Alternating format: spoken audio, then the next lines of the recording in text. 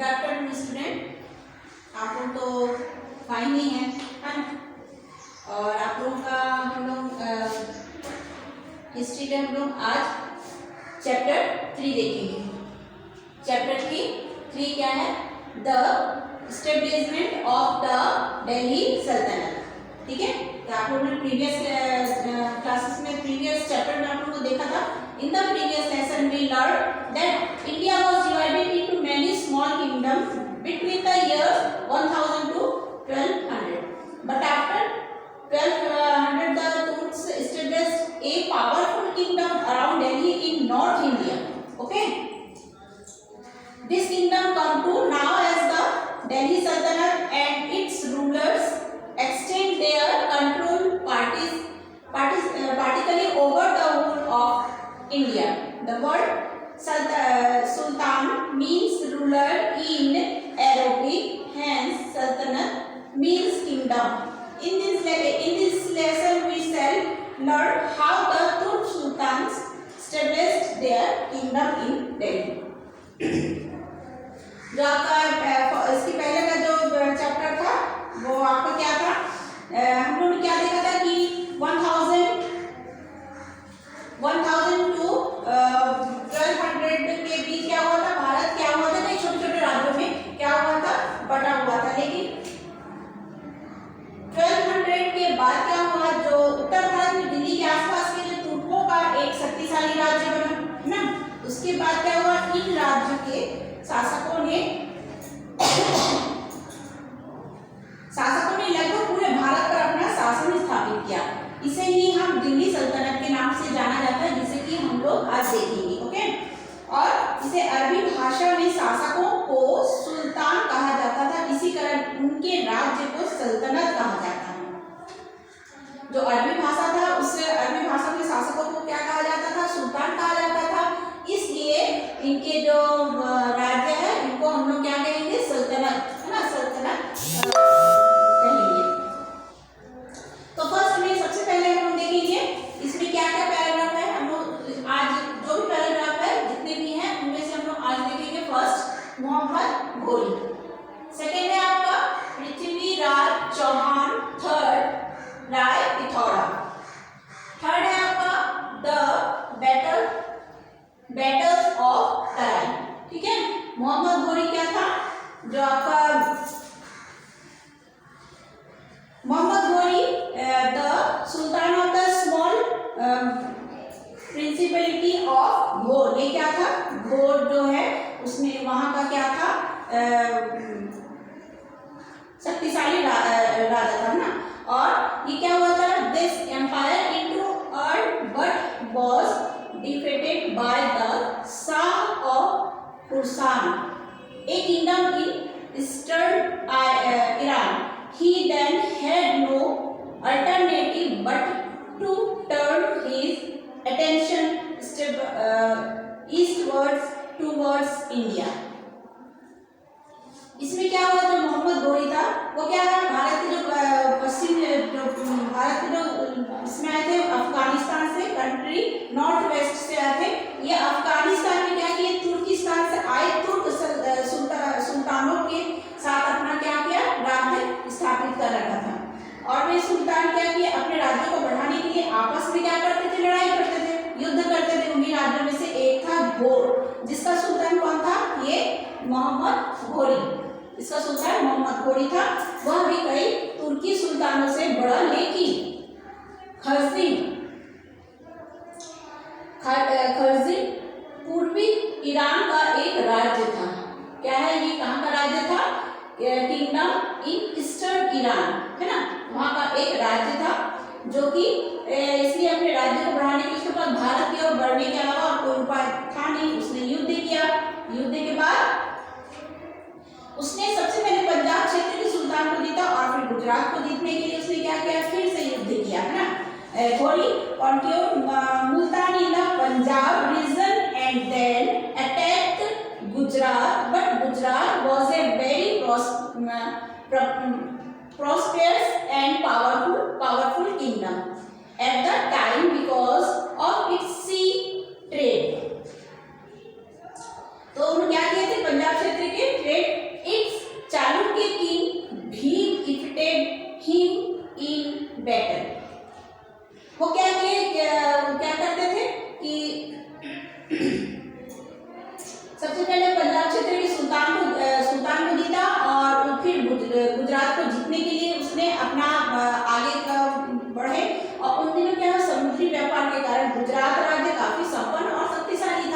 लेकिन गुजरात के राजा मूलराज द्वितीय ने उसे 1178 में क्या किया था, हरा दिया था। फिर वो गुजरात में हार कर घोरी ने सोचा कि उसे पहले पंजाब पर पूरा अधिकार करना चाहिए। पंजाब के शासक ताकतवर नहीं थे, इसलिए धीरे धीरे घोरी ने पूरे पंजाब पर अपना अधिकार जमा लिया।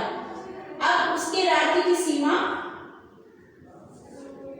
he gradually established his hold over Punjab, which brought him to the border of Prithviraj Chauhan's kingdom.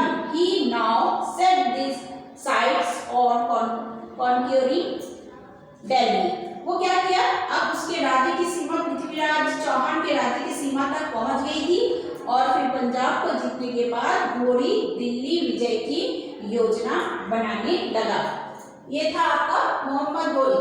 इसके बाद हम लोग देखेंगे पृथ्वीराज चौहान थर्ड राय पिथौरा।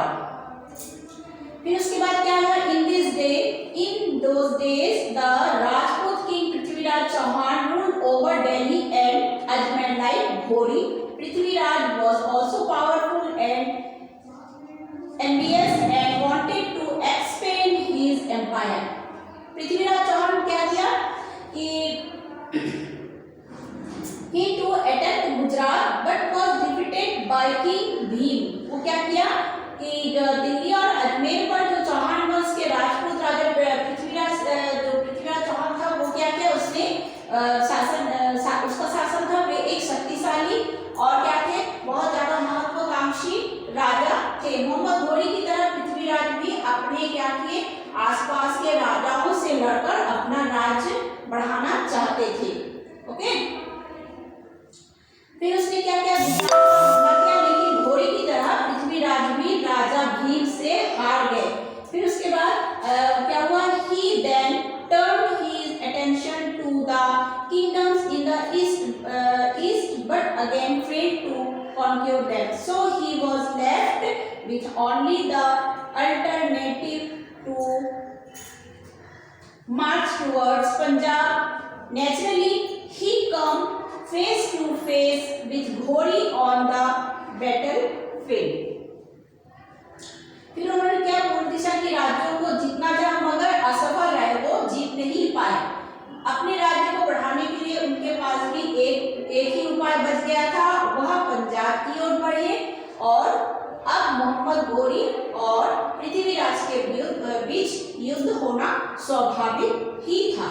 ये हो गया आपका पृथ्वीराज चौहान थर्ड राय पिथौरा। थर्ड है आपका द बैटल्स ऑफ तराइन। जो मोहम्मद घोरी और पृथ्वीराज चौहान के बीच जो युद्ध हुआ, वो आपका कहलाया the battles of Tarain, Tarain का युद्ध। तो इसमें क्या था, द बैटल्स ऑफ तराइन में क्या हुआ, मोहम्मद घोरी और पृथ्वीराज चौहान के बीच जो युद्ध हुआ, उसमें आपका मोहम्मद घोरी and Prithviraj faced each other on the battlefield at a place called Tarain in the year 1191। 1191 में मोहम्मद घोरी और पृथ्वीराज चौहान के बीच तराइन की नाम की जगह पर प्रथम युद्ध हुआ, इसलिए इसका नाम पड़ गया the battles of Tarain. Prithviraj had a large army consisting of infantrymen and many elephants and horses. Several smaller rulers and feudals also joined him in battle.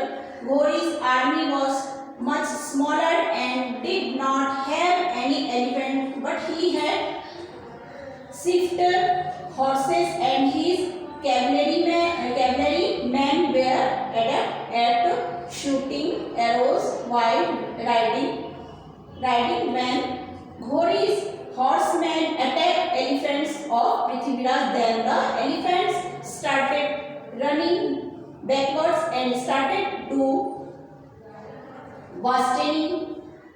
wasting their one army. इसमें क्या, पृथ्वीराज चौहान की जो सेना थी वो सेना बहुत बड़ी थी और उसमें क्या किया, उसने पैदल सैनिक हाथी व घोड़े पृथ्वीराज की मदद के लिए आए थे। घोड़ी की सेना बहुत छोटी थी और उसमें हाथी नहीं थे, और लेकिन उसके पास तेज दौड़ने वाले घोड़े थे और कुशल घुड़सवार सैनिक थे जो घोड़े पर चलते चलते तीर चला सकते थे, है ना। तो ये थी उसकी सेना में।